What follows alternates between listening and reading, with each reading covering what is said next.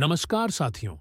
आज हम चर्चित केस से जीवन प्रबंधन की कुछ बातें सीखेंगे। तो दोस्तों, जैसा कि आप जानते हैं, मेरठ में हाल ही में एक दिल दहला देने वाला हत्याकांड सामने आया है, जिसमें मुस्कान रस्तोगी नामक महिला ने अपने प्रेमी साहिल शुक्ला के साथ मिलकर अपने पति सौरभ राजपूत की हत्या कर दी। सौरभ मर्चेंट नेवी में अधिकारी थे और लंदन में कार्यरत थे। यह घटना सौरभ के भारत लौटने के बाद घटी, जब मुस्कान और साहिल ने मिलकर इस जघन्य अपराध को अंजाम दिया।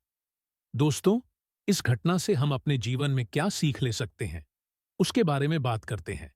जैसे सबसे पहले, नैतिकता का पतन होना। दोस्तों, नैतिकता का मूल्य कई कारणों से कमजोर हो जाता है, लेकिन इस केस में अगर हम देखें तो दोस्तों, स्वार्थ और लालच और गलत संगति का प्रभाव मुस्कान नामक लड़की पर इतना हावी हो गया कि उसके नैतिक मूल्यों का पतन हो गया।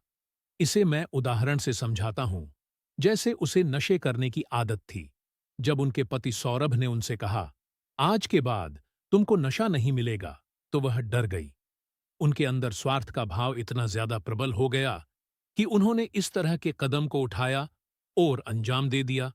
एक तो होता है दोस्तों, हमारे मन में विचार आना, लेकिन हमारे अंदर इतनी क्षमता नहीं आ पाती है, इतना बल प्रबल नहीं हो पाता है कि हम उसे एक्शन में ले आए, क्योंकि नैतिकता जैसे मूल्य इतनी ज्यादा भारी मात्रा में उपस्थित रहते हैं कि स्वार्थ जैसे मूल्य जो है उसके आगे टिक नहीं पाते हैं। लेकिन यहां पर विपरीत स्थिति है। यही फिनोमिना दोस्तों, गलत संगति और लालच जैसे मूल्यों पर भी काम करता है। इनकी प्रबलता इतनी अधिक हो जाती है कि हमारे नैतिक मूल्यों का पतन हो जाता है।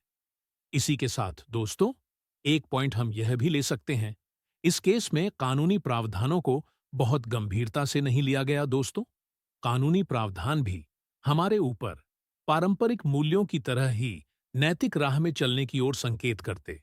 लेकिन दोस्तों, कभी-कभी ऐसी स्थिति जन्म ले लेती है जिस कारण से हमारे अंदर गुस्से, क्रोध, आवेग जैसे मूल्य इतनी ज्यादा मात्रा में हावी हो जाते हैं कि कानूनी मूल्य जो होना चाहिए वह कमजोर पड़ जाता है। लेकिन जब एक समय के बाद क्रोध, आवेग, गुस्से जैसे मूल्य शांत होते हैं, तब हमें समझ आता है कि हमसे कितनी बड़ी गलती हो गई। लेकिन तब पछतावे के सिवा कुछ नहीं हो सकता। जैसे इस केस में सौरभ नाम का लड़का, किसी माँ बाप का तो बच्चा होगा क्या? अब वह उसकी पत्नी और उसका सहयोगी नैतिक राह में आ जाए, तो क्या उनका बच्चा लौट आया जा सकता है? ऐसा नहीं हो सकता है। तो दोस्तों, हमें हमेशा ध्यान रखना चाहिए कि हमारे अंदर जो पारंपरिक मूल्य है, उनके विषय में हमें दोस्तों बीच बीच में विचार करते रहना चाहिए, जिससे वह और मजबूत और कठोर दृढ़ होते चले जाएं, जिन्हें कोई भी अनैतिक मूल्य कमजोर न कर सके और किसी भी प्रकार की घटना न होने पाए। तो इसी के साथ दोस्तों, मैं इस विषय को यहीं समाप्त करता हूं। आपको यह विषय कैसा लगा, मुझे कमेंट में जरूर बताएं। नमस्कार साथियों।